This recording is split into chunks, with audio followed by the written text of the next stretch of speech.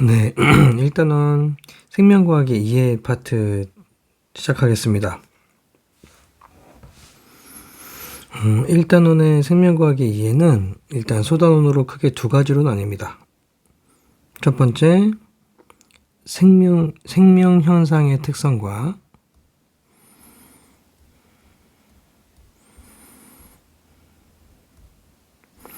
두 번째, 생명과학의 탐구 과정으로 나뉩니다.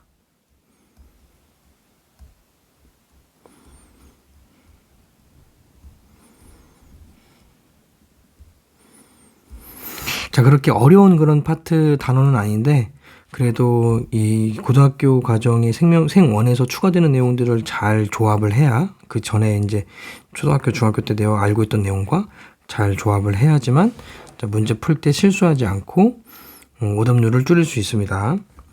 첫 번째, 생명현상의 7가지의 특성. 일단 큰 아웃라인부터 잡아줄게요. 자, 일단 생명현상의 특성은, 개체 유지를 위한 특성이 있고요. 개체 유지를 위한 특성이란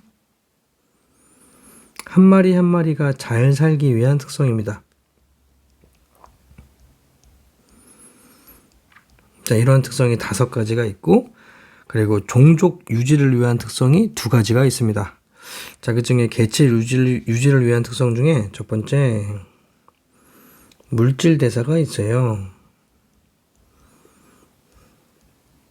자, 이 물질 대사가 가장 중요한 특성이에요. 자, 이 물질 대사가 가장 중요한 특성인 이유는 나머지 5가지의 개체 유지를 위한 특성 중에 4가지 중에 이 4가지들은 전부 다 첫 번째 이 물질 대사를 잘하게 하기 위한 그런 특성이라고 보면 돼요. 그런 것들은 차차 설명할게요. 자, 두 번째가 항상성 유지고요. 항상성 유지. 세 번째가 세포 이상으로 구성.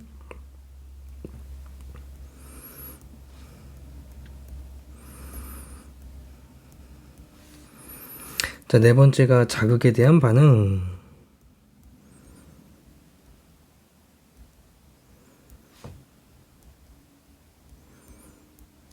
자, 5번째, 발생과 생장입니다. 발생과 생장. 자, 이 5가지가 바로 개체 유지를 위한 특성인데, 왜 이 4가지가 물질사를 위한 특성을 보조를 하는 거냐면, 이 항상성 유지는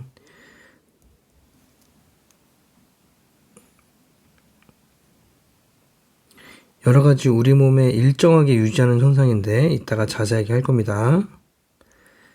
일정하게 우리 몸의 상태를 유지하는 성질인데, 이렇게 해야지만 얘가 가능하기 때문에 그래요. 그리고 세포 이상으로 구성, 자극에 대한 반응, 발생과 생장도 마찬가지. 결국에는 이 4가지가 모두 이 물질사를 잘하게 하기 위한 특성이라는 것을 포인트로 두고 있다고 설명할게요. 자, 두 번째가 종족 유지를 위한 특성이고요. 종족 유지를 위한 특성. 자, 6번째, 생식과 유전. 자, 그리고 7번째, 적응과 진화. 자, 이렇게 7가지가 바로 생명 현상의 특성입니다. 7가지를 좀 잘 알고 있어야 문제에서 얘가 나왔을 때 7개 중에서 어떤 건지를 알 수 있기 때문에 잘 머릿속에 넣어놓읍시다. 자, 그 중에 첫 번째, 자, 물질 대사는 굉장히 중요하기 때문에 자세하게 다뤄볼게요. 자, 물질사의 정의는, 자, 물질 대사란 생명체 내의 모든 화학 반응입니다. 자, 물론 이렇게 정의가 이렇긴 한데, 이 물질 대사라고 하는 말의 어떤 정의를 지금 알려줬어도 이렇게 막 마음에 와닿진 않죠. 또는 반응 중에서 생명체에서 일어나는 반응 중에서 물질 대사가 아닌 것도 있을 수 있지 않나요? 라는 의문점이 생길 수도 있기 때문에 그냥 반응이 아니라 화학 반응인 거를 되게 중요하게 생각해야 됩니다. 생명체 내에서 일어나는 모든 화학 반응은 맞아요. 100% 물질 대사가 맞습니다. 자, 그래서 좀 더 마음에 와닿게 하기 위해서 종류를 먼저 보면, 자, 밑에 먼저 볼게요. 특징은 좀 이따가. 자, 종류가 크게 두 가지가 있는데, 동화작용과 이화작용이 있어요. 자, 이 동화작용, 1학년 때 통과 때 좀 들어봤죠? 자, 그 중에서 동화작용이 뭐냐면, 이 동화작용의 이 동자가 뭐냐면, 동자가 같을 동자고요. 이 화자가 바로 되다 화자입니다.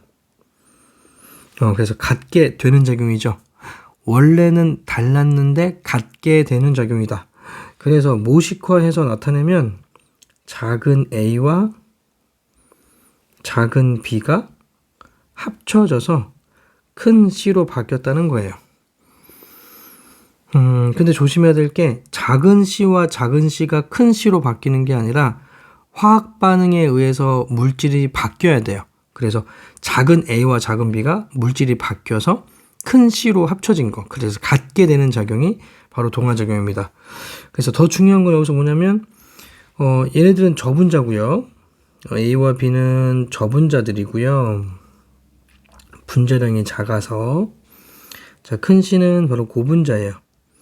그래서 동화작용은 저분자가 고분자가 되는 작용인데 에너지량은 분자들 또는 원자들 간에 결합하는 에너지, 화학결합의 에너지에 의해서 에너지가 결정되어서 저분자보다는 고분자가 더 많은 결합을 하고 있기 때문에 에너지량이 더 큽니다.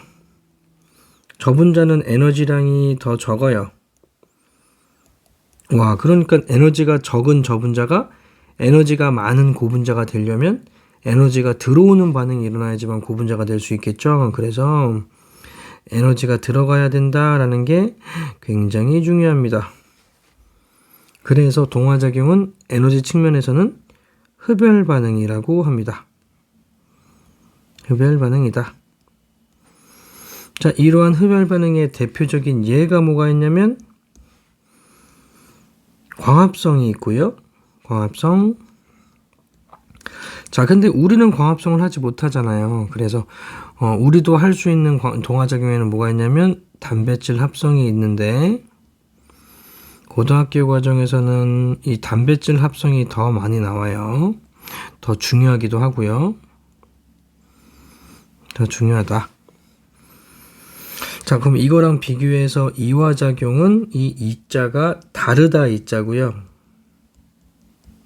다르다 이자, 되다 화자. 그래서 다르게 되는 작용.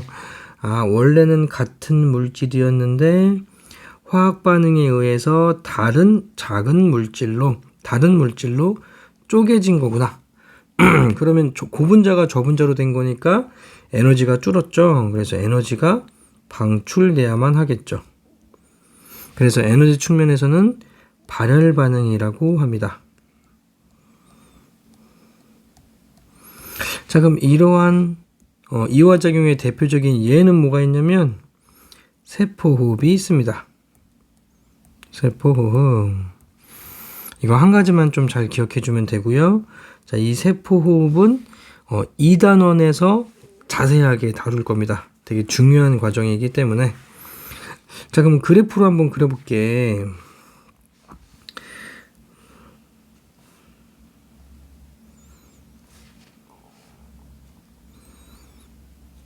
둘 다 X값은 반응 시간이고요. 얘도 반응 시간.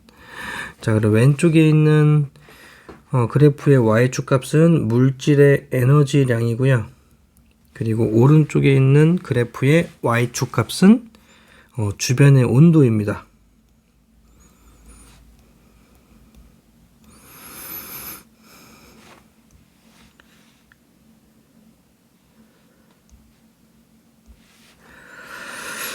그럼 이화작용 같은 경우에는 저분자가 고분자로 바뀌었으니까, 고분자가 저분자로 바뀌었으니까, 이거 고분자고 저분자라서 에너지량이 줄겠죠. 그래서 첫 번째 거 먼저 할게요. 자, 이화작용은 고분자가 저분자로 에너지가 줄었어요.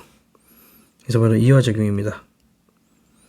자, 그러니까 이화작용은 물질들의 에너지는 감소했지만 그 에너지를 주변에다가 방출하다 보니까 주변의 온도는 상승해요. 그래서 오른쪽에 나와 있는 그래프의 온도일 때, 주변의 온도일 때는 오히려 온도가 상승하는 반응이 바로 이화작용입니다.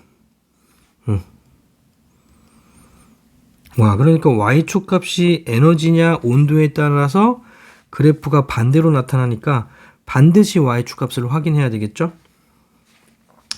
자, 그리고 동화작용 같은 경우에는 저분자가 고분자가 되기 때문에 에너지가 증가되죠. 그래서 물질의 에너지량은 상승하는 게 동화작용이고요. 자, 근데 물질은 에너지가 많아지는 만큼 주변으로부터 에너지를 흡수하기 때문에 주변의 온도는 감소하는 게 동화작용입니다.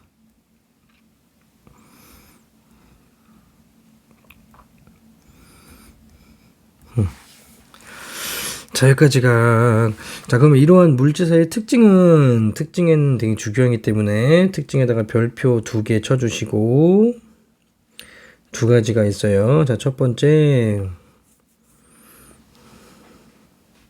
반드시 효소가 필요하다. 자, 모든 물질에서는 반드시 효소가 필요하고요. 효소가 반응해야지만 물질사라고 할 수 있습니다. 자, 두 번째. 자, 반드시 에너지의 출입이 따른다. 자, 에너지가 방출되거나 또는 흡수되는 이런 에너지의 출입이 따릅니다. 그래서 물질 대사를 에너지의 출입이 따르기 때문에 에너지 대사라고도 합니다. 같은 말이에요. 자, 그래서 이 효소가 필요하기 때문에 효소는 단백질로 되어 있어요.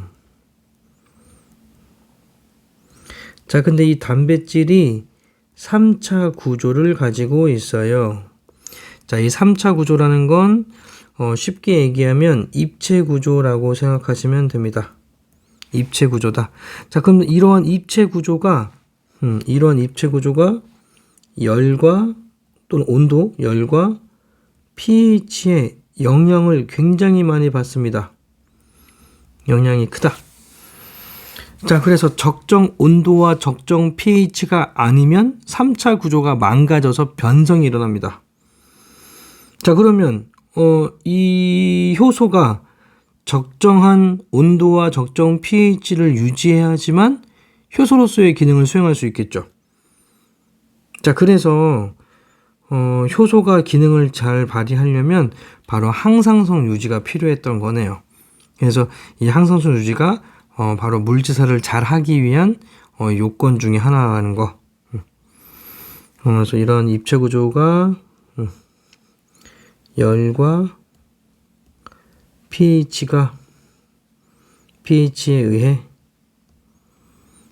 변성될 수 있다는 거. 변성되면 기능이 발휘되지 않기 때문에 항상성 유지를 해야 된다. 자, 그리고 그 다음 생명상의 특성인 세포 이상으로 구성.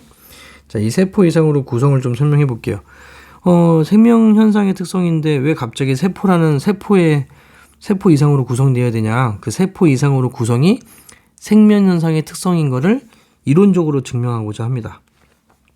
자, 오른쪽으로 넘어가서 자, 세포의 조건 세 가지를 통해서 그리고 각각의 물질들의 기능을 통해서 왜 세포가 세포 이상으로 구성이 되어 있어야지만 생명체인지를 설명해 볼게요. 자, 세포의 조건에다가 별표 하나 쳐주시고요. 자, 세포의 조건 중에 첫 번째 되게 중요한 건데 첫 번째는 바로 세포막이에요. 세포막. 자, 이 세포막은 인지질 이중충과 단백질로 이루어져 있습니다. 인지질 이중충 플러스 단백질, 막 사이사이에 있는 단백질. 자, 단백질로 이루어져 있습니다. 자, 이렇게 인지질 이중충과 단백질로 이루어져 있을 때 어떤 기능을 할 수 있냐면 물질의 출입을 조절할 수 있습니다. 물질 출입 조절이 가능하다. 자, 이 세포막이 되게 중요한 이유가 이런 물질 출입 조절하기 때문인데, 뭐 예를 들면 만약에 세포막이 없다면 우리는 비를 맞을 때 전부 다 죽을 수밖에 없어요. 왜냐면 물들이 세포 안에 들어오기 때문에 세포들이 펑펑펑펑 터지기 시작해요. 그래서 그걸 막아주는 게 바로 인지질 이중충이고요. 하지만 물을 무조건 막기만 한다면 세포들이 살 수 없겠죠. 그래서 필요할 때는 받아들이기 위해서 문을 열어줘야 되는데 그 문을 열어주는 역할을 하는 게 바로 단백질입니다. 그러니까 인지질 이중충과 단백질이 모두 있을 때 자, 이러한 물질 출입 조절이 가능하구나. 둘 중에 한 가지라도 없으면 이러한 기능을 수행할 수가 없구나라는 거. 자, 그래서 되게 중요한 조건이 바로 세포의 조건이 바로 세포막이고요. 자, 두 번째 바로 핵산입니다. 자, 핵이 아니라 핵산이에요. 자, 핵산이라고 하는 건 유전 물질인데 바로 DNA와 RNA를 바로 핵산이라고 합니다. 자, 이러한 DNA와 RNA는 바로 유전 정보를 가지고 있는 물질인데 유전 정보를 저장한 물질인데 그리고 또는 전달하기도 하죠. 저장 또는 전달하는 그런 물질인데 자, 그럼 이 유전 정보 속에는 대체 어떤 게 들어있냐면 자, 이 유전 정보란 바로 필요한 물질 대사에 필요한 효소들을 만들기 위한 여러 가지 단백질에 대한 설계도가 들어있습니다. 그러니까 정보가 들어있다는 거죠. 단백질이 들어있다는 얘기가 아니라 단백질을 만드는 정보가 들어있다고요. 설계도가. 그러니까 이 설계도가 제대로 돼 있어야 필요한 적당한 효소를 만들 수 있고 그 효소에 의해서 여러 가지 물질 대사가 가능할 수 있겠죠. 그래서 굉장히 중요하고 꼭 필요한 물질이 바로 핵산입니다. 유전 물질입니다. 자, 세 번째.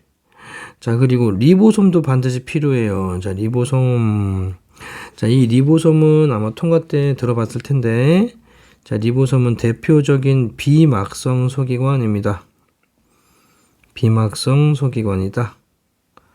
자, 이 비막성 소기관으로 어떠한 기능이 가능한 소기관이냐면 리보솜은 여러 가지 세포 안에 들어 있으면서 단백질을 합성하는 장소로 작용하는 소기관이에요. 되게 중요합니다. 그러니까 리보솜은 핵산으로부터 정보를 받아서 세포 내에서 필요한 여러 가지 단백질에 대한 단백질을 합성하는 소기관이구나. 그래서 자, 이 세 가지를 모두 다 갖추고 있을 때 자, 이 세 가지를 모두 다 갖추고 있을 때 스스로 자체 효소를 합성할 수 있고요. 그래서 스스로 물질 대사가 가능할 거고요. 그래서 스스로 증식을 할 수 있어요. 와, 이런 세 가지가 가능한 가장 기본 단위가 바로 세포였구나. 그래서 이것들이 가능한 세포를 생명체라고 하자는 거죠. 알겠냐? 그다음에 교재를 이론서를 한번 펴볼게요. 이론서 써져 있는 이론서요.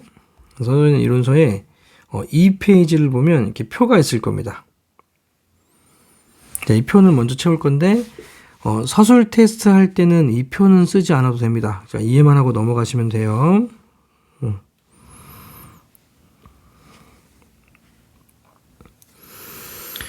일단 아메바. 자, 아메바의 특징은 아메바는 진핵 단세포 생물 단세포라고 이렇게 적어주세요. 자, 진핵세포가 뭔지는 중요하지 않습니다. 자, 진핵세포가 뭔지는 중요하지 않고요. 얘가 세포인 게 중요한 거예요. 알겠죠? 자, 바이러스는 핵산과 단백질로 이루어져 있고요. 핵산과 단백질. 핵산과 단백질로 이루어져 있는 비세포 체계입니다. 세포가 아니에요. 자, 세균은 원핵 단세포 생물이고요. 원핵 단세포 생물이다. 자, 메뚜기는 진핵 다세포 생물이고요.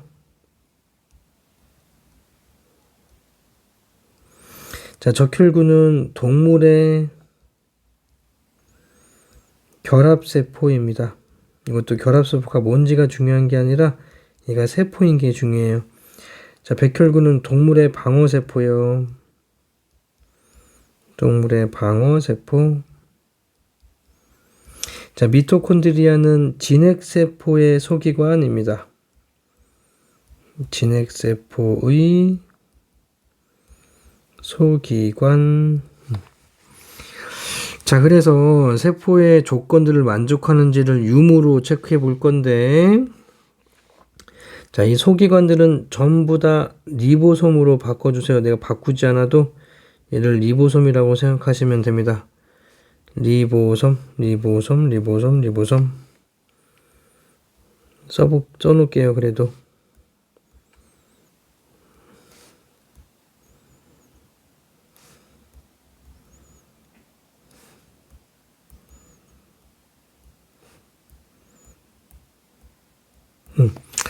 자, 아메바는 어쨌든 진핵세포긴 한데 단세포 생물이긴 하지만 세포니까 세포막이 있고요. 동글동글.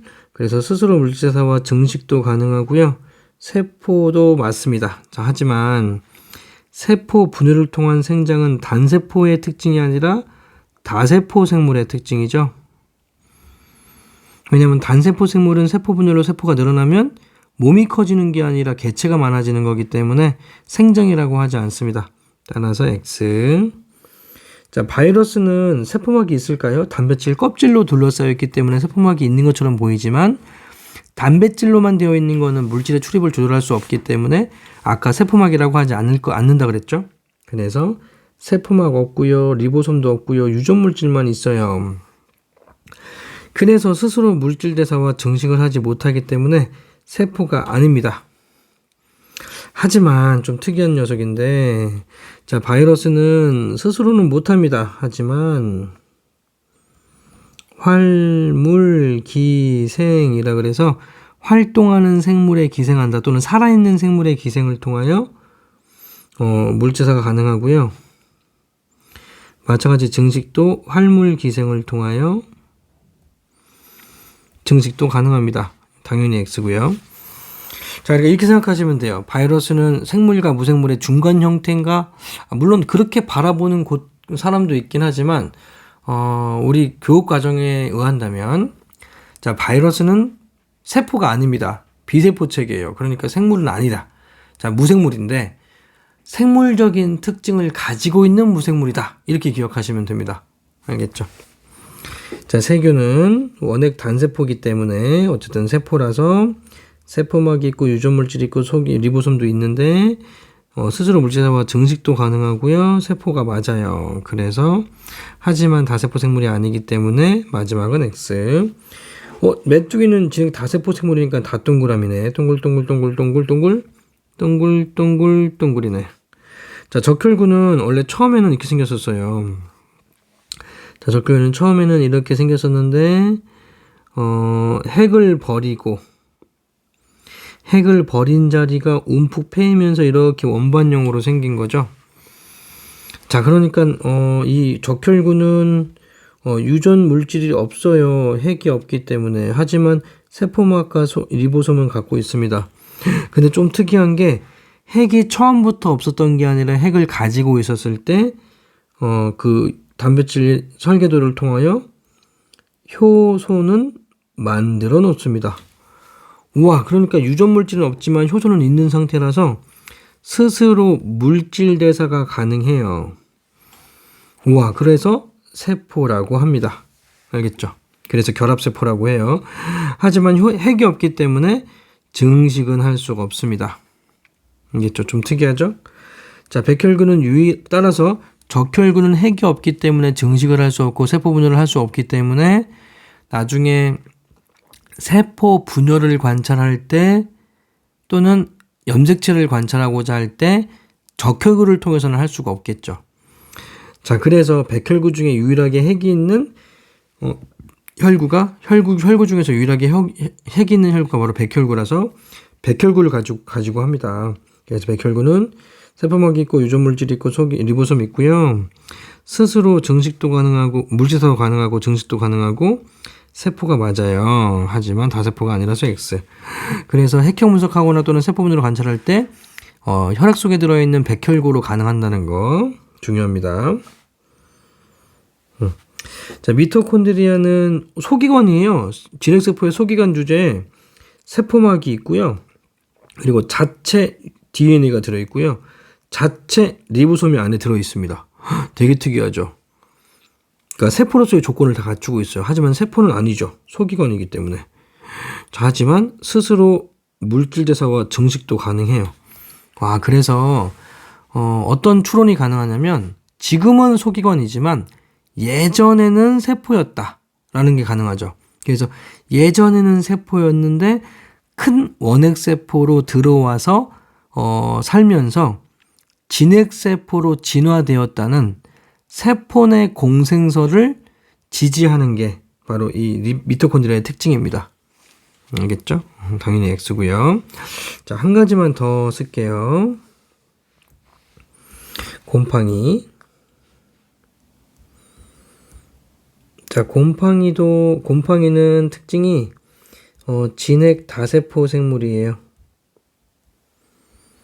얘가 진핵 다세포 생물이기 때문에 동그라미고요. 스스로 물질 대사와 증식도 가능하고요. 세포고요. 다세포기 때문에 마지막 특징은 동그라미죠. 이해되죠? 다시 넘어갈게요. 그 다음에 다시 필기 교재로 와서 화성의 탐사 실험에 대해서 볼게요. 자, 생명체 탐사 실험은 실제로 나사에서 우주선을 보내서 화성으로부터 흙을 채취한 다음에 그 흙 속에 생명체가 있는지 없는지 확인하는 그런 실험을 한 거예요. 그게 3가지가 있는데, 첫 번째 간은 실험 과정을 좀 잘 보셔야만 합니다. 자, 간은 14CO2를 주입했어요. 14CO2를 이 시험관 내부에 이렇게 주입을 했습니다. 자, 주입하고 난 다음에 빛을 주고 시간을 줬어요. 광합성하는 시간을 좀 줬어요. 자, 근데 만약에 이 가 내부에 광합성을 하는 생명체가 들어있다면 14탄소가 표지되어 있는 14CO2를 가지고 광합성을 하겠죠. 그래서 14탄소가 포함되어 있는 탄소를 이용해서 자, 이렇게 포호당을 합성할 거예요. 자, 이게 좀 이해가 안 되면 옆에 다시 한번 좀 써줄게요. 자, 광합성의 화학식이 뭐냐면, 자, 광합성의 화학식은 6개의 CO2와 6개의 물 분자가 합쳐져서 한 분자의 포도당을 만드는 과정입니다. 그리고 6개의 산소가 방출돼요. 그러니까 얘네들이 저분자고 얘가 고분자라서 저분자가 고분자가 되는 반응이라서 동화작용이고, 이때 빛 에너지가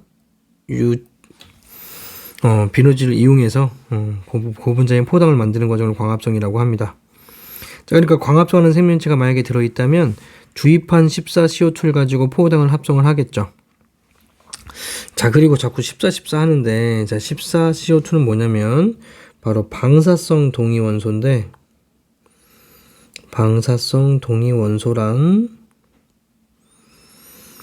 자, 일단 동위원소가 뭐냐면 중성자 수가 다른 원소라고 보면 돼요. 양성자 수는 같아서 같은 원소지만 중성자 수가 달라서 질량이 다른 원소를 동위원소라고 합니다.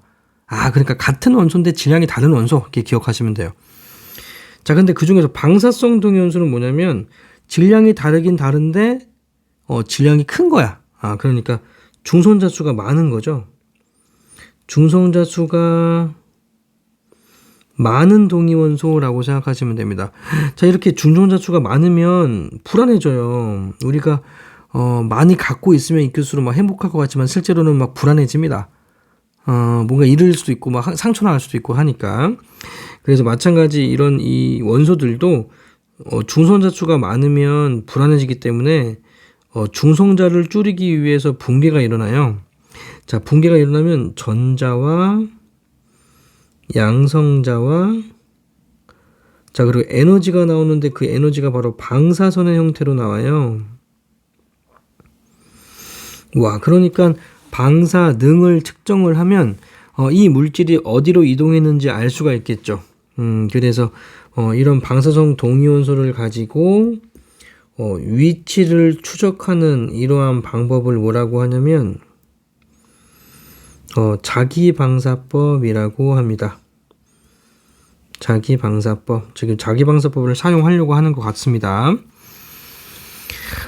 자, 그럼 결국에 가실험은 광합성을 하는 생명체가 있는지 없는지 탐지하려는 그런 실험이기 때문에 14탄소가 포함된 CO2를 주입한 다음에 이 주입한 14CO2를 가지고 포당이 만들어지는지를 확인하면 되는 거죠. 얘가 만들어지는지를 확인하면 되는 거죠. 자, 근데 방사능 계측기로 얘를 측정을 해야 되는데 14탄소가 포함되는 포당을 측정을 해야 되는데 자, 이 포당이 고체이기 때문에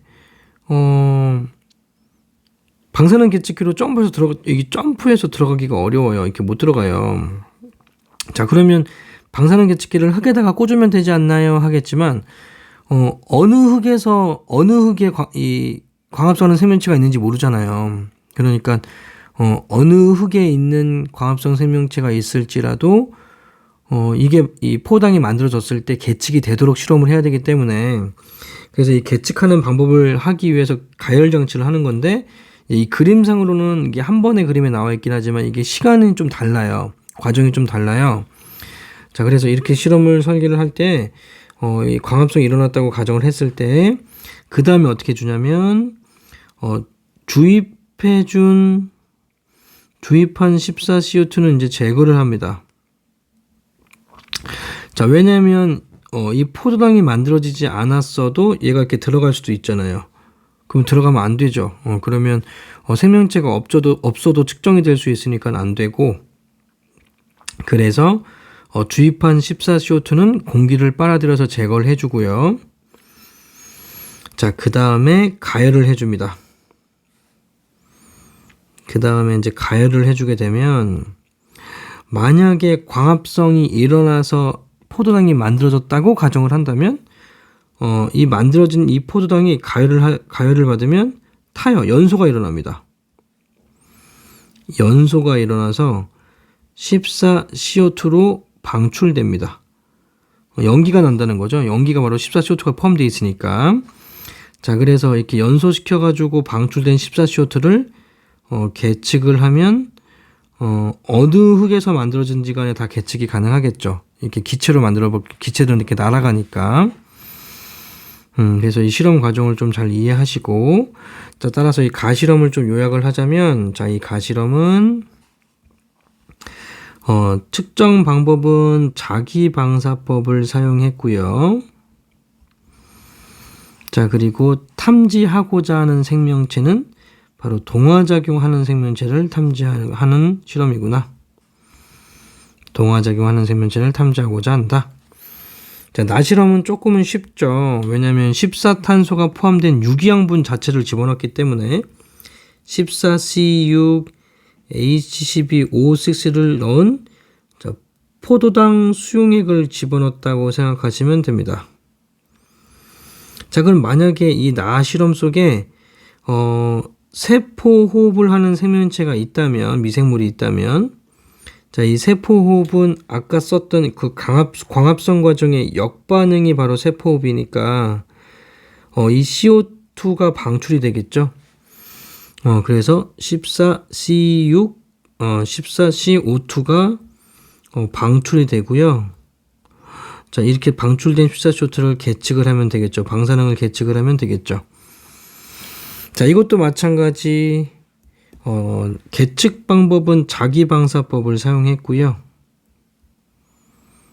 하지만 동화작용하는 생명체를 탐지하는 게 아니라 세포호흡, 즉 이화작용하는 생명체가 있는지 없는지 확인하는 실험이구나.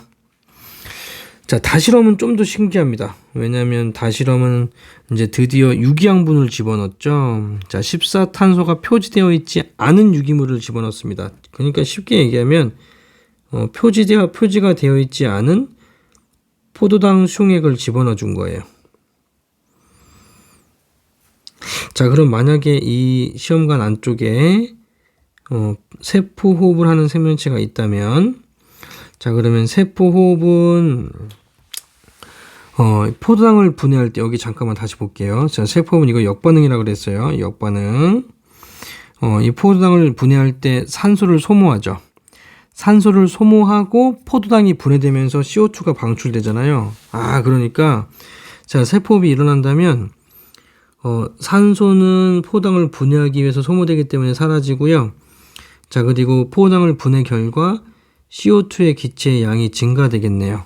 자, 이렇게 산소가 줄어들고 CO2가 늘어나는 기체 조성비를 분석하는 방법으로 세포를 하는 생명체가 있는지 없는지 탐지하는 실험입니다. 자, 방법은 자기방사법이 아니라 기체 조성비를 분석한 거고요. 여기 기체 분석기가 들어있죠. 기체 조성비를 분석하는 방법이고, 탐지하고자 하는 생명체는 자, 이화작용하는 생명체를 탐지하고자 합니다. 자, 그럼 이 세 가지 실험의 전제가 있어요. 이 세 가지 실험의 전제, 가나다의 전제는 어떤 거를 전제로 해서 이 실험을 설계했냐면, 바로 생물은 물질 대사를 한다는 것을 전제로 해서 실험 설계한 거죠. 생명체가 있다면 물질 대사를 한다고 생각을 했기 때문에 물질 대사가 일어나는지를 지금 실험을 했고요. 그래서 물질 대사가 일어난다면 생명체가 있다는 것을 알아내기 위한 실험 설계한 거죠. 자, 그래서 이 전제기 때문에 만약에 문제에서 이런 실험이 나오고 문제에서 물어볼 때, 자, 다음 실험을 통하여 생명체가 물질 대사를 한다는 것을 결론을 내릴 수 있다, 이러면 틀린 말이죠. 왜냐하면 이 실험들은 생명체가 있는지 없는지 알아내기 위한 실험이 이거죠. 그러니까 생물이 물질 대사를 한다는 거는 밝히려고 하는 게 아니라 원래 알고 있던 전제인 거죠. 알겠죠? 되게 중요합니다. 문제에서 많이 나와요. 내신에선. 자, 다음 장 넘어가면 바이러스의 생물적인 특징과 무생물적인 특징이 나와 있는데, 이제 이것도 이제 교재로 다시 넘어올게요. 이론서로. 자, 이론서 보면 4페이지를 보시면 4페이지, 이 페이지 있죠? 자, 바이러스의 특성 나와 있는 페이지가 있습니다. 자, 여기에 중간 부분에 이렇게 표가 있어요. 자, 이 표. 자, 이 표 되게 중요합니다. 자, 이 표 보시고 필기해 주시면 돼요. 생물적인 특징, 그리고 무생물적인 특징 필기해 주시면 되고요. 반드시 필기를 해 주시고 서술 테스트 때도 시험을 본다는 거 되게 중요하고요. 별표 3개 쳐주세요. 알겠죠? 그리고 꼭 필기를 해 주세요. 이 보고. 그리고 시험 때는 2문제 이상 나옵니다. 내신 때는 2문제 이상. 다시 돌아가서 여기다가 별표 3개 치라고요.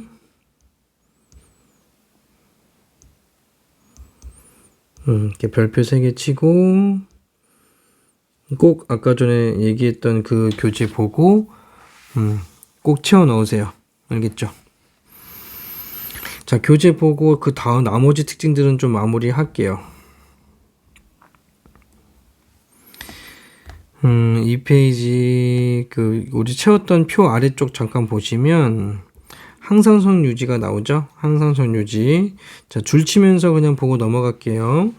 자, 항상성이란 동그라미 체온, 삼투압, 혈당량 등 조건들을 항상 일정하게 유지하려는 성질 줄쳐놓으세요. 이렇게 조금 유지를 하려고 한다는 게 바로 특징이고요. 자, 네 번째, 자극에 대한 반응에서 자극의 정의. 자극이란 나를 화나게 하거나 외부에서 찌르고 막 때리고 막 이것만 자극이 아니라 외부의 환경 변화 또는 체내에서의 여러 가지 상태 변화도 자극입니다. 자, 이런 자극에 대해서 반응을 보이는데, 자, 반응이란 바로 생명체의 행동 변화를 반응이라고 합니다. 자, 다음 주제 발생과 생장인데요. 자, 발생이란 수소난이 개체가 되는 정과정인데 이걸 그림으로 좀 나타내 보면 정자하고 난자가 수정을 통해 만들어진 한 개인 세포인 수정란이 이 개체가 되는 전 과정을 바로 발생이라고 합니다. 발생. 자, 용어로서는 굉장히 중요한 용어예요. 별표한 게. 그래서 주관식으로 많이 물어보기도 합니다. 발생이란 왜냐하면 한 개인 세포가 갑자기 개체가 되는 과정이기 때문에 여러 가지 분화 과정 거치고 유전자가 발현이 되면서 분화가 돼서 하나의 개체가 되는 과정이라 굉장히 중요한 개념이에요. 자, 근데 이 발생 과정 중에 초기 과정, 자, 발생의 초기 과정을 난할 과정이라고도 해요. 난할 과정. 자, 이 난할 과정이라고 하는 건 뭐냐면 수정란이 분할된다 그런 뜻으로 전체 크기는 똑같은데 여러 개로 이렇게 나눠지는 그런 과정이 있어요. 이렇게. 그래서 각각의 세포들을 할구라고 하고요. 할구의 크기는 작아지고 흑의 숫자는 많아지는, 그래서 주연기와 지수기가 짧거나 없는 그런 세포입니다. 할구입니다. 그게 나중에 4단원에 유전해서 세포 분열 때 특이한 어떤 그 과정에서 한번 나와요.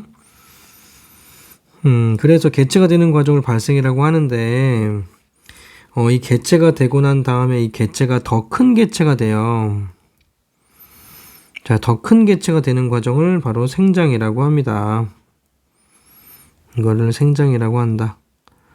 와, 그러면 이 발생과 생장이 조금 특이한 경우인데, 왜냐면 체세포 분열이긴 한데 개체가 되거나 몸이 커지는 과정이잖아요. 따라서 이 발생과 생장은 단세포 생물은 하지 못합니다. 단세포 생물은 아니다, 하지 못한다 라는 거 명심. 와, 그러면 다세포 생물만 할 수 있는 게 발생과 생장이구나.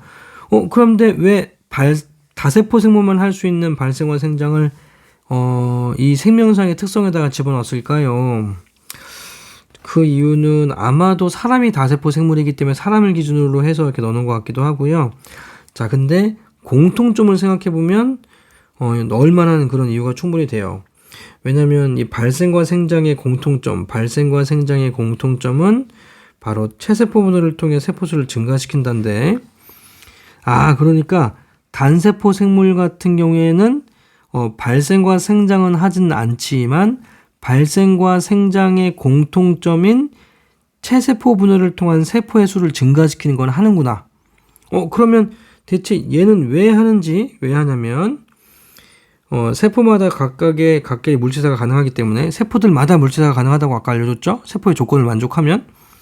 자, 그러니까 한 개인 세포보다 여러 개의 세포가 있을 때 더 많은 물질사를 할 수 있겠죠. 자, 그래서 세포분열을 통해서 세포수를 늘려서 물질대사의 효율을 증가시키기 위해서 결국에 세포수를 증가시키려고 하는구나. 모든 생명체들이 세포수를 증가시키려고 하는구나. 단세포든 다세포든. 자, 그래서 이런 것들을 좀 잘 의미를 좀 파악하면서 생명체의 특성을 좀 공부하자. 넘어가요. 자, 종종 유전 특성에 생식과 유전이 있어요. 자, 생식과 유전 중에 생식은 뭐냐면 자손의 숫자를 증가시키는 모든 행위를 바로 생식이라고 하고요. 자, 유전은 자손의 부모와 닮아가려는 현상을 바로 유전이라고 해요. 그래서 생식은 자손의 수를 증가시키는 거, 유전은 자손의 부모와 닮아가는. 따라서 내가 자손을 낳았을 때 그 자손이 나와 닮기 때문에 생식과 유전은 같이 일어나겠죠. 자, 7번째, 적응과 진화. 자, 적응과 진화는 둘 다 환경에 맞추려는 현상입니다.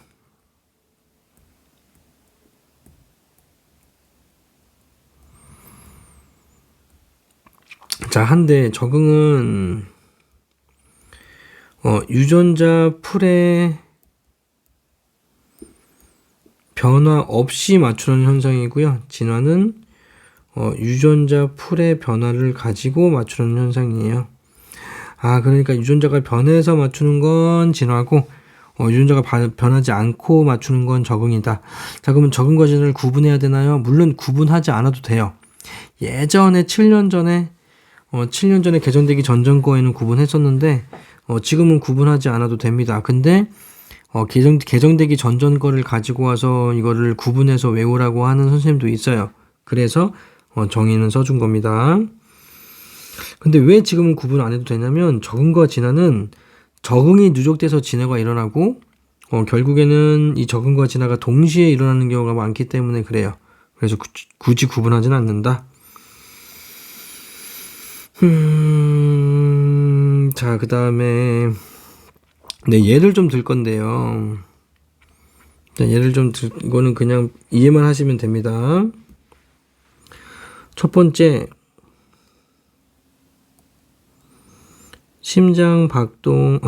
운동을 했더니 심장박동이 빨라졌다.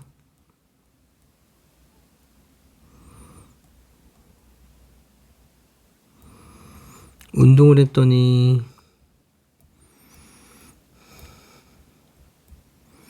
심장박동이 빨라졌다. 두 번째, 곰이 겨울잠을 잔다.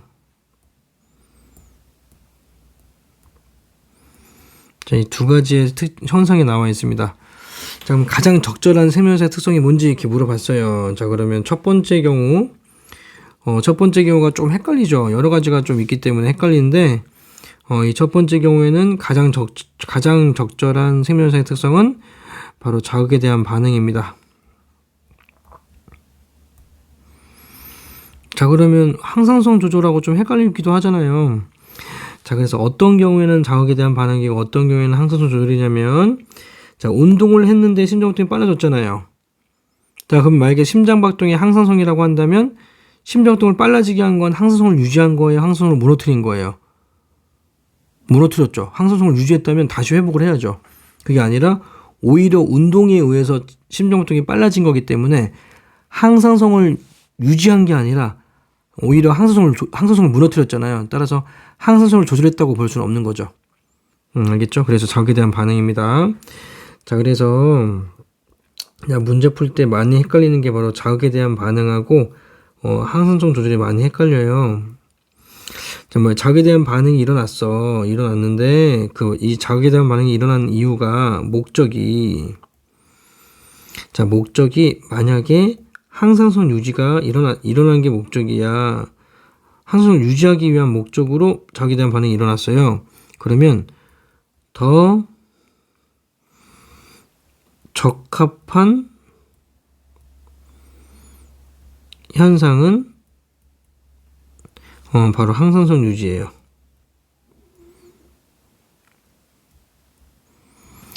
말 뜻이 좀 모르겠나? 자극에 대한 반응이 일어나는데 그 목적이 만약에 적응과 진화를 하기 위한 게 목적이다. 자, 적응하기 위한 게 목적이다. 그러면 더 적합한 건 적응과 진화라고 해야지 자극에 대한 반응이 아닙니다. 예를 들면 지렁이를 밟아서 꿈틀거렸어요. 자, 근데 이 지렁이한테 물어봤어. 너 왜 꿈틀거렸어? 이렇게 물어봤더니 지렁이가 모르겠는데요. 그랬어요. 당연히 모를 수밖에. 자, 이 지렁이가 꿈틀거린 이유가 항상성을 유지하려고 하거나 적응과 진화를 하려고 한 게 아니죠.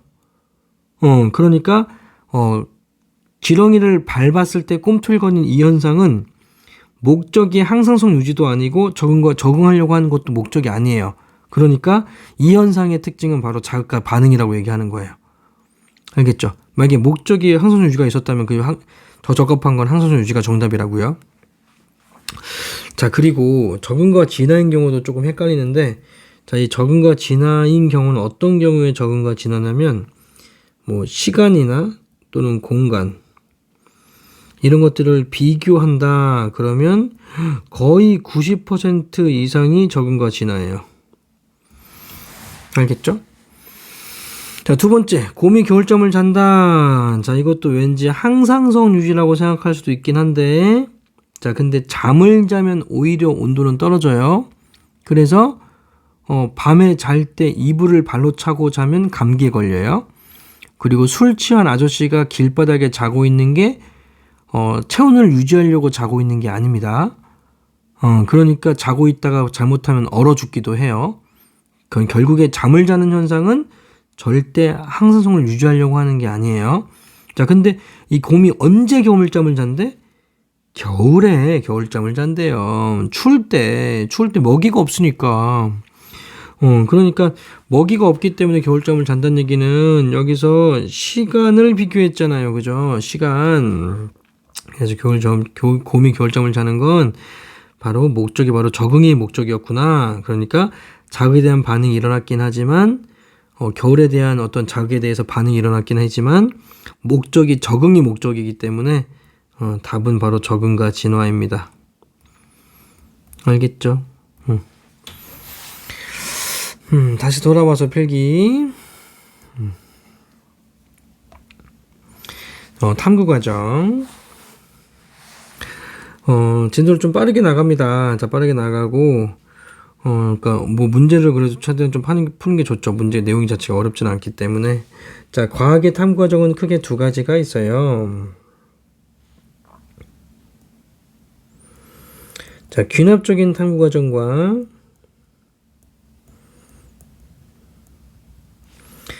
연역적인 탐구 과정이 있습니다. 연역적 탐구 과정.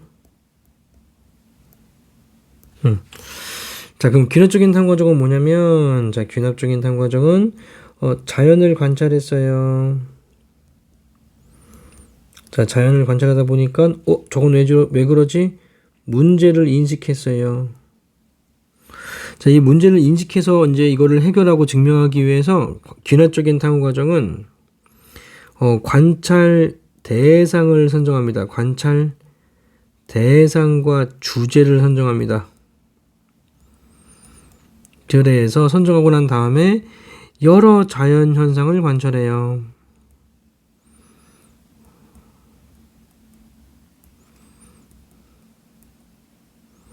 자, 그럼 그 결과 공통점이 나오겠죠? 그래서 공통점을 파악합니다. 자, 공통점을 파악해서 그 공통점으로부터 결론을 도출해요. 자, 이렇게 파악하는 게 귀납적인 탐구 과정인데, 예를 들면 어떤 한 학자가 오리가 하얗다는 게 궁금했대요. 그래서 전 세계를 돌아다니면서 다 조사했던 거예요. 한국의 오리는 하얗다, 일본의 오리는 하얗다, 중국의 오리 하얗다, 싱가포르의 오리도 하얗다, 타이페이의 오리도 하얗다, 미국의 오리도 하얗다, 다 돌아다닌 겁니다. 그래서 공통점, 오리는 하얗네? 결론 냈습니다. 오랫동안 이제 여행하고 이제 파악하다 보니까 나이가 좀 들어서 죽었어요. 자, 근데 10년 뒤에 소말리아에 검은색 오리가 발견됐습니다. 그럼 이 사람이 밝혀낸 것들은 다 완전 다 도루묵이 돼버리죠. 자, 이처럼 귀납적인 탐구 과정은 치명적인 약점이 존재해요. 치명적인 약점을 바로 맹점이라고 하는데, 자, 맹점은 바로 예외성이 존재할 수 있다는 게 되게 중요한 약점이에요. 그래서 일반적으로는 귀납적인 탐구 과정으로 마지막 결론을 내진 않습니다. 왜? 사람들이 잘 인정해 주지 않아요. 왜냐하면 예외성이 있을 수 있기 때문에. 그래서 연역적인 탐구 과정이 되게 중요하다. 연역적인 탐구 과정, 마찬가지 연역적인 탐구 과정 밑에다가 적을게요. 연역적인 탐구 과정은 처음에 마찬가지 자연을 관찰합니다. 자, 그 다음에 문제를 인식해요. 저건 왜 그럴까? 자, 문제를 인식해요. 하지만 자, 연역적인 탐구 과정은 관찰하는 게 아니라 가설을 설정합니다. 내 생각에는 이럴 거야 라고 하는 잠정적인 해답을 설정하고, 그거를 입증하기 위해서 여러 가지 실험을 하는데, 자, 가설이란 바로 잠정적인 해답이에요. 잠정적인 해답. 그래서 잠정적인 해답은 증명된 게 아니기 때문에 인정받지 않잖아요. 그래서 이거를 입증하기 위하여 실험을 설계하고 수행합니다. 자, 그걸 탐구 설계 및 수행이라고 불러요. 탐구를 설계하고 수행한다. 이거를 구분하자면 탐구를 설계할 때는 여러 가지 실험 요인들인 변인을 설정하고요. 변인 조금 이따가 할 겁니다. 어떤 게 있는지. 자, 변인을 설정하고 실험 도구를 설정한다. 실험 도구를 결정한다. 포크를 사용할지 아니면 포크레인을 사용할지 여러 가지 실험 도구를 결정하는 것은 바로 설계. 그 다음에 수행을 해줍니다. 자, 그럼 수행하고 난 다음에 이 실험 결과를 해석하는 걸 바로 자료 해석이라고 합니다. 또는 결과 분석이라고도 해요. 같은 말이에요. 자, 결과를 분석했더니 그랬더니 이 결과가 가설과 일치했습니다. 가설과 일치하면 결론을 도출하는 거죠. 아, 그렇구나. 따라서 그렇다. 자, 결론 도출하고 난 다음에 일반화도 시켜줘요. 모든 상황에 도입합니다. 그래서 이 일반화가 중요한 이유가, 자,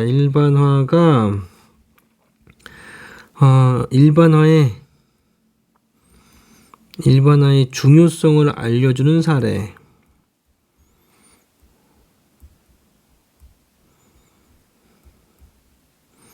사례가 뭐가 있냐면, 자, 비타민 C는 원래 감기에 예방의 효과가 있게, 치료의 효과가 있게, 자, 일반적인 사람들이 예방의 효과가 있는 줄 알잖아요. 아, 근데 감기에 치료의 효과가 있다는 게 밝혀집니다. 치료의 효과가 있다는 게 일반화를 통해서 밝혀집니다. 그래서 일반화가 되게 중요하구나. 자, 근데 만약에 가설과 일치하지 않는다면 다시 백해서 가설을 재설정하러 가야죠. 가설과 불일치하면 다시 가설을 설정하러 백한다. 이 과정을 반복해서 결론을 도출하는 게 바로 연혈적인 탐구 과정입니다. 네, 옆으로 이렇게 넘어갔기 때문에 실험 결론과 변인의 종류는 이따가 밑에다가 써서 줄게요. 자, 그러면 이런 실험에 관련되어 있는 변인들이 뭐가 있냐면, 변인이 뭐냐면, 이건 중요합니다. 변인 되게 중요하다. 그러니까 중학교 또는 통합과학 때 실험 문제가 나왔는지 모르겠지만, 중학교 때 문제는 그냥 대충 이해해서 실험 문제 풀면 됩니다. 그럼 웬만하면 다 맞아요. 하지만 고등학교 과정에서는 실험 문제 풀 때 각각이 무슨 변인인지 파악하고 정확하게 문제 풀지 않으면 굉장히 헷갈릴 겁니다. 알겠죠? 그러니까 잘 구분하셔야 돼요. 변인이 뭔지부터. 자, 일단 변인이 뭐냐면, 자, 원래는 변화를 주는 요인이란 뜻이었는데, 이거를 실험 과정에다 쓰다 보니까 좀 확대가 돼서 실험에 관련된 모든 요인이라고 생각하시면 돼요. 실험에 관련된 모든 요인. 자, 이런 실험에 관련된 모든 변인이 크게 두 가지가 있어요. 독립변인과 종속변인이 있습니다. 지금 이 수업을 듣는 학생들 같은 경우에는 보통 엄마 아빠와 같이 살죠. 근데 엄마 아빠가 사준 어떤 음식과 그리고 엄마 아빠가 산 집에서 살고 있잖아요. 그러면 결국에 지금 이 공부하는 학생들은 엄마 아빠한테서 종속되어 있는 거죠. 그러면 종속되어 있으면 영향을 받죠. 엄마 아빠로부터. 그래서 이 학생이 나중에 대학교를 졸업하고 취직을 해서 돈을 벌고 집을 나가서 따로 집을 이제 살면 그때는 독립되어 있다고 얘기할 수 있는 이유가 오히려 엄마 아빠한테 영향을 줄 수 있기 때문이죠. 이처럼 종속되어 있다는 거는 영향을 받는 거고요. 독립되어 있다는 거는 영향을 주는 거란 뜻이에요. 자, 그래서 독립변이는 종속변인에게 영향을 주는 변인이고요. 종속변인에 영향을 주는 변인이고요. 종속변인은 독립변인에게 영향을 받는 변인이에요.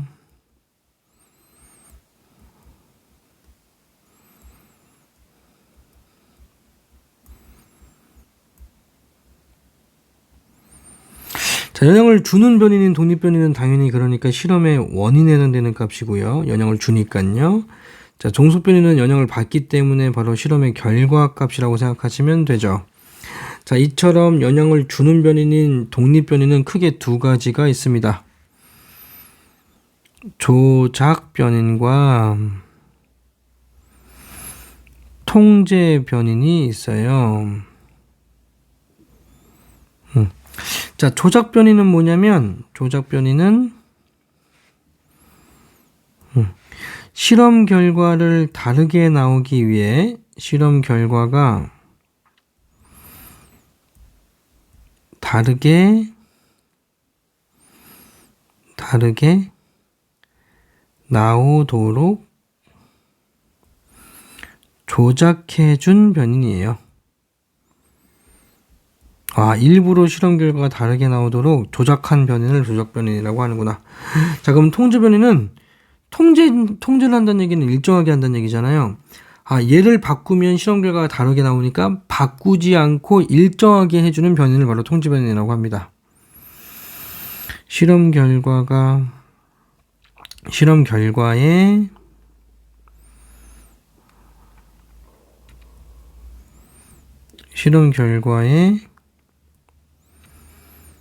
영향을 주지 않도록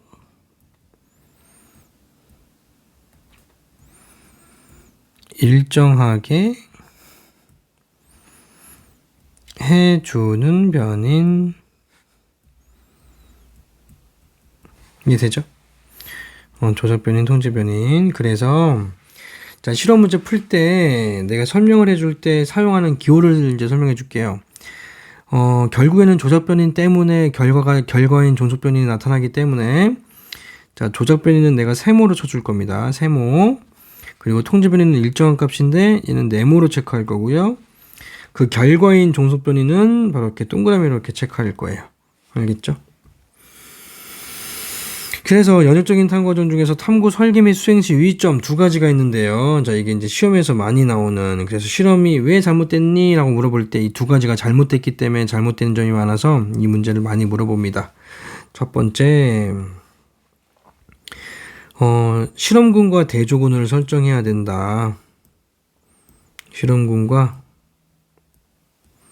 대조군을 설정한다. 또는 같은 말로 뭐라고도 하냐면 대조 실험을 해야 된다라고도 합니다. 같은 말이에요. 자, 그럼 실험과 대조군이 뭐냐면, 자, 실험군이란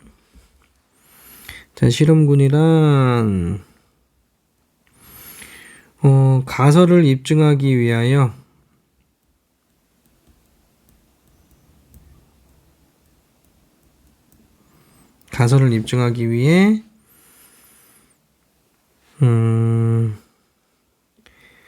조작한 실험 집단을 실험군이라고 합니다. 그러니까 실험군만으로도 어느 정도의 입증은 가능해요. 실험군만으로도 어느 정도의 가설의 입증은 가능합니다.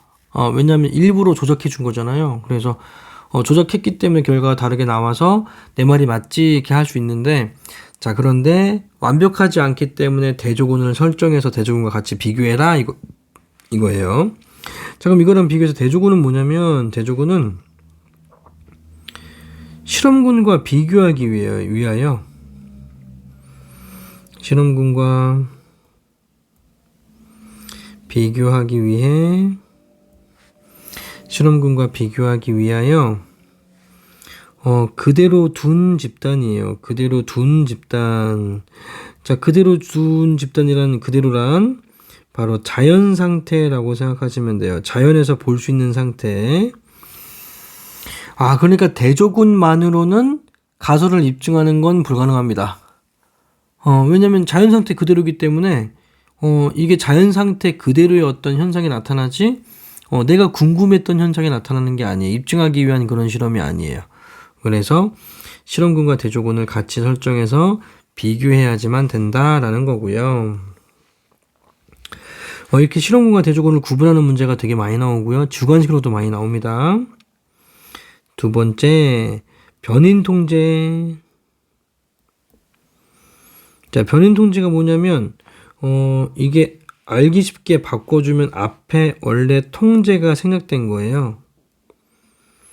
와, 그러면 통제 생략한 걸 같이 읽으면 통제 변인을 통제한다 이런 뜻이죠. 아, 뭔 말인지 알겠다.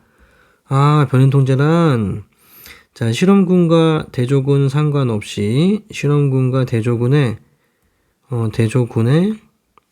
통제 변인은 어떻게 해줘야 된다? 다르게 해줘야 된다? 같게 해줘야 된다? 같게 해줘야 된다. 실험군과 대조군의 모두 통제 변인은 같게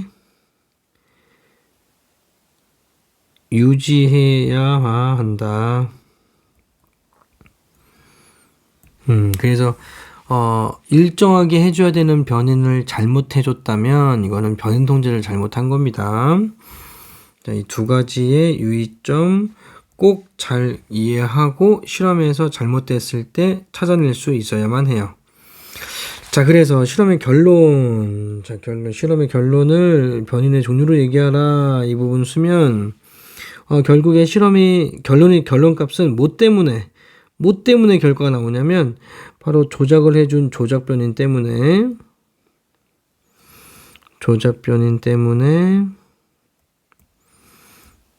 종속 변인이다. 이게 별거 아닌 것 같은데 왜 중요하냐면 자, 실험 문제 보면 실험 과정만 중요한 게 아니라 맨 위쪽에 뭐 이런 게 나와 있어. 예를 들면 철수는 빛 때문에 광합성에 영향을 주는지를 실험하였다. 이래 나온다고요. 자, 그럴 때 빛 때문에 광합성이 영향을 준다 그랬으면 빛이 바로 조작 변인이고요. 광합성에 영향을 준 거니까 광합성이 바로 결과인 종속 변인이에요. 알겠죠? 그래서 얘가 조적 변인이고 얘가 종속 변인이다가 바로 실험의 결과가 된다. 그래서 이 변인을 찾을 때 좀 유용하게 쓰기 위해서 내가 써준 겁니다. 여기까지 이론 잘 쓰고요. 1단원은 이 변인이나 아니면 실험 문제도 좀 잘 신경을 써야 됩니다. 이론 수업은 여기까지 할게요. 고생하셨어요.